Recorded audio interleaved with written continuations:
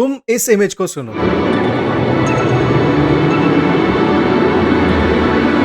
इस इमेज को भी सुनो।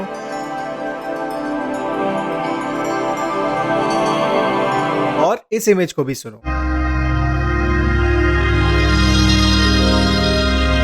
क्या तुम जानते हो इन सभी इमेजेस में क्या कॉमन है? वेल, ये सारी इमेजेस के साउंड्स फेक हैं। इन सारी इमेजेस में कई तरीके के साउंड्स हैं और ये वाली इमेज तो मेरी फेवरेट है।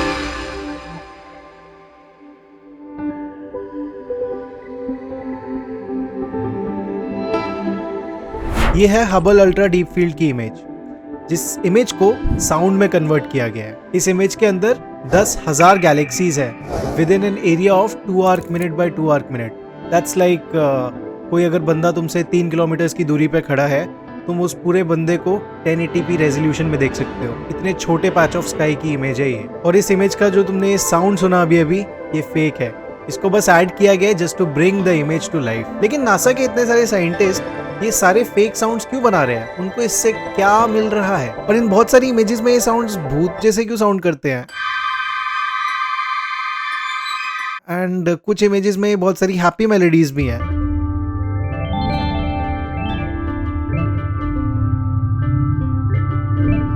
तो इन सब में इतने डिफरेंसेस क्यों आ रहे हैं? और ये स्टार्स का साउंड इतना ट्विंकलिंग साउंड कैसे हो रहा है? लाइक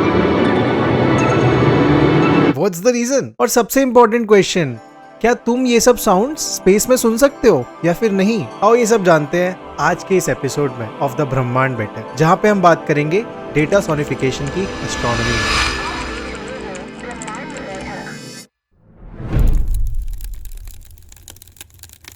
तो चलो शुरू से शुरू करते हैं। अब ये डेटा सोनिफिकेशन की शुरुआत ना अर्ली 1900s में हो गई थी, जब कुछ स्मार्ट साइंटिस्ट ने क्या किया कि एक गाइगर काउंटर इन्वेंट कर दिया। अब ये गाइगर काउंटर क्या होता है? Well, Geiger counter radio activity को मेजर करता है। तो इन लोगों ने क्या किया, रेडियो एक्टिव पार्टिकल्स को एक इलेक्ट्रिकल सिग्नल में कन्वर्ट किया और इस इलेक्ट्रिकल सिग्नल को फिर साउंड में कन्वर्ट किया। तो बेसिकली ये डेटा को साउंड में कन्वर्ट कर रहे हैं, इसीलिए इसको डेटा सोनिफिकेशन का नाम दे दिया गया। अब ये Geiger counter is like one of the first few examples of data sonification. और ये कुछ ऐसा सुनाई देता है। लेकिन डेटा सोनिफिकेशन का असली कंसेप्शन आया था 1954 में, जब दो साइंटिस्ट पोलैक और फिक्स नाम के साइंटिस्ट थे। इन लोगों ने क्या किया, इन लोगों ने कुछ ह्यूमंस के ऊपर टेस्ट किया कि भाई ये डिफरेंट साउंड की प्रॉपर्टीज पे कैसे सेंसिटिवली रिएक्ट करते हैं।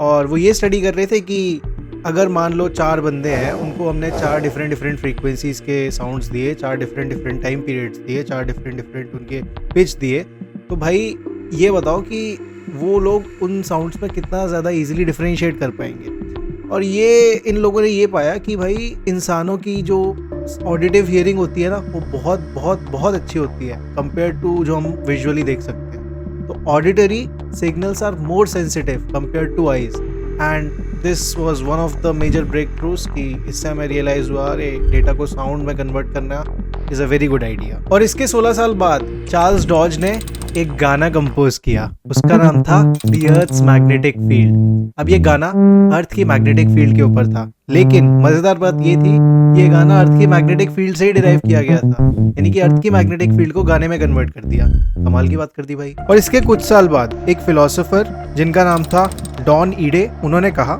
Just as science seems to produce an infinite set of visual images for virtually all of its phenomena, atoms to galaxies are familiar to us from coffee table books to science magazines. So music too could be produced from the same data that produces visualization. तो उनका कहना ये था कि भाई जिस तरीके से तुम्हारे पास इतनी सारी इमेजेस है, तुम इतनी सारी इमेजेस को आंखों से देख सकते हो, एंड हमारे पास एक और ये सेंसरी ऑर्गन है, तो इसको भी यूज़ करो। तो उन्होंने बोला ठीक है, करते हैं चलो। और इससे कुछ साल बाद 1982 में सारा ब्लाई नाम की एक साइंटिस्ट थी यूसी डेविस में, उन्होंने इस डेटा सोनिफिकेशन की टेक्निक को एकदम कॉन्क्रिटाइज कर दिया। उन्होंने कुछ पेपर्स पब्लिश किए जिनमें उन्होंने इस डेटा सोनिफिकेशन की टेक्निक को विजुअलाइजेशन टूल की तरह यूज़ किया, एंड उन्होंने ये प्रूव कर दिया that data sonification can be used as a very good tool to capture visualization of the data in terms of sound. तो बेसिकली साउंड को यूज कर सकते हो instead of all those XY plots. और इससे अब हम अपनी पुरानी वाली बात पे आ जाते हैं कि हम ये फेक साउंड्स को विजुअलाइजेशन में क्यों यूज कर रहे हैं। ऑफ कोर्स एक तो तुम ये बोल सकते हो कि तुम्हारे पास एक एक्स्ट्रा सेंसरी ऑर्गन है, तो उसका यूज क्यों नहीं किया जाए? वेल ऑफ कोर्स यूज किया जाए, लेकिन इसके पीछे एक साइंटिफिक रीजन भी है, और वो रीजन ये है कि तुम्हारे ears are more sensitive than your eyes. तो कोई भी अगर छोटा सा सिग्नल है ना, वो तुम्हारे कान पहले पकड़ लेंगे इंस्टेड ऑफ योर आईज। कानों का स्पेक्ट्रम, जो रेंज ऑफ फ्रीक्वेंसीज हमारे कान सुन सकते हैं, वो 8 गुना बड़ा है compare to the spectrum of our eyes. और ये चीज जस्ट इनफ है for astronomers to detect any significant variations in the data compare to the noise. तो अगर हमारी एस्ट्रोनॉमिकल इमेजेस में कुछ भी एक्स्ट्रा है, वो हम साउंड से ज्यादा इजीली डिटेक्ट कर पाएंगे rather than just by looking at the images from our eyes. तो विजुअलाइजेशन टूल ही नहीं है खाली ये, बल्कि ये एक ऐसा टूल है जिससे तुम डिटेक्शंस भी कर सकते हो। तो एस्ट्रोनॉमर्स के लिए स्पेसिफिकली सोनिफिकेशन का सबसे बढ़िया एग्जांपल ये है कि ये लोग गैलेक्सीज जो होती हैं उनको बैकग्राउंड नॉइज से सेपरेट कर सकते हैं यूजिंग साउंड, और ये बहुत लोगों ने किया भी हुआ है and these images are a proof of that.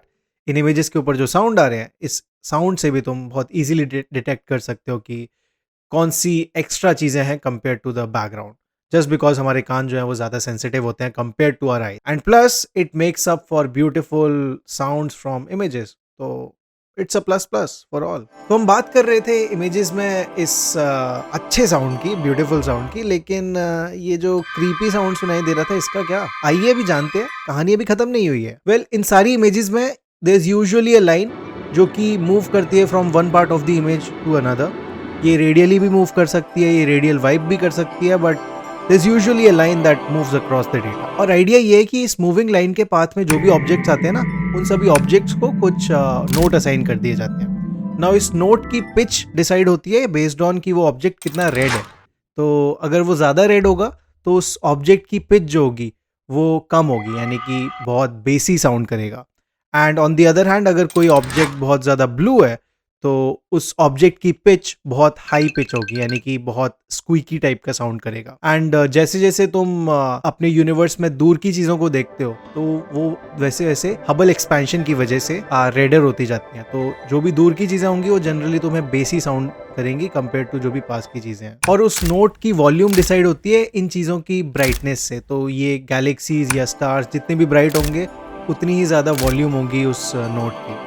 तो इसी वजह से कोई भी अगर स्टार इस लाइन के पाथ में आता है ना, तो वो स्टार जो है उसकी वॉल्यूम एक तो बहुत ज़्यादा सुनाई देती है और ऊपर से वो हाई पिच वॉइस होती है, इसीलिए वो ट्विंकलिंग साउंड्स सुनाई देते हैं। लेकिन चलो, ये तो स्टार्स की बात हो गई। अब मान लो अगर तुम्हारी इमेज में बहुत सारी डस्ट होती, तो उस डस्ट का क्या करते हैं? वेल, डस्ट के केस में होता ही है कि जो डस्ट है ना, वो बहुत सारी पिचेस कॉन्ट्रीब्यूट करती है, तो low pitches and high pitches both, and most of it just sounds like noise.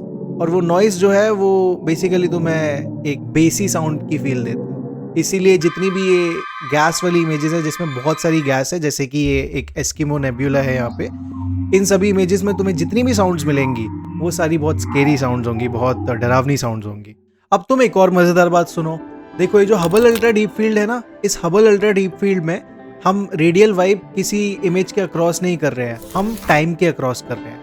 तो जब भी हम किसी गैलेक्सी को स्काई में देखते हैं ना, वो गैलेक्सी हमसे कितनी दूर है, that can be converted into the look back time. मतलब कि वो गैलेक्सी जितनी ज़्यादा दूर होगी, हम उसको उतना ही ज़्यादा पास्ट में देख रहे होंगे, बिकॉज लाइट को उस गैलेक्सी से हम तक पहुंचने में कुछ टाइम लगा होगा। एंड दैट्स वाई ये जो हबल अल्ट्रा डीप फील्ड का डेटा सोनिफिकेशन किया गया है, इसको टाइम में किया गया है। मतलब ये एक प्लेन है, वो टाइम के अक्रॉस वाइप हो रहा है, और जो भी नोट तुम्हारा बाद में प्ले होगा गैलेक्सी का, उसका मतलब ये है कि वो गैलेक्सी इतनी ज़्यादा हमसे दूर है और उतना ही ज़्यादा उसका लुक बैक टाइम ज़्यादा है।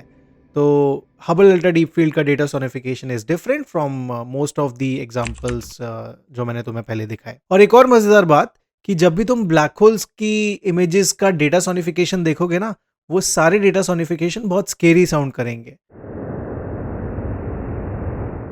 द मेन रीजन इज कि ब्लैक होल्स के अराउंड गैस एक्रीट कर रही होती है, और वो गैस जो होती है ना, वो इमेजेस में बहुत सारी पिचेस कंट्रीब्यूट करती है। उस सब की वजह से तुम जितनी भी इमेजेस के साउंड सुनोगे वो बहुत स्केरी साउंड करेंगे। नाउ इस सब चीजों को देख के you will be like blown away, but ये सब अमेजिंग चीजें हैं। एंड एस्ट्रोनॉमर्स को डेटा सोनिफिकेशन पसंद है, मुझे भी पसंद है। मैंने पिछले कुछ दिनों से ये सब चीजें देखी, सो आई थॉट आपके साथ शेयर करना चाहिए। So there you go. ये सारी इमेजेस के साउंड सुनने में बहुत अच्छे लगते हैं, एंड ये सारे साउंड्स जो हैं वो काफ़ी कमाल के भी हैं, लेकिन they are more than just beautiful sounds. इससे एस्ट्रोनॉमर्स काफ़ी यूजफुल इंफॉर्मेशन भी डिकोड कर सकते हैं, और साथ ही साथ एस्ट्रोनॉमर्स के लिए काफ़ी हेल्पफुल भी है to distinguish noise from actual data. और ऑन टॉप ऑफ दैट, अगर कोई अपनी आंखों से देख नहीं पाता है, जो विजुअली इम्पेयर्ड है, देन वो लोग भी इन एस्ट्रोनॉमिकल इमेजेस का मजा ले सकते हैं just by listening to their sounds. तो it's a plus plus for all. और किसको फर्क पड़ता है अगर ये सारे साउंड्स फेक भी हैं तो, बिकॉज एनीवेज अगर तुम स्पेस में जाके इन सारे ऑब्जेक्ट्स को देखने लगोगे तो तुम्हें कोई साउंड नहीं सुनाई देगा, because space is a complete vacuum, और वैक्यूम में साउंड ट्रैवल नहीं कर सकता, उसको एक मीडियम चाहिए ट्रैवल करने के लिए। और ये वीडियो बस यहीं तक था, एंड एंड में मैं आपको इस साउंड के साथ छोड़ता हूँ जो हमारी मिल्की वे गैलेक्सी के सेंट्रल का साउंड है।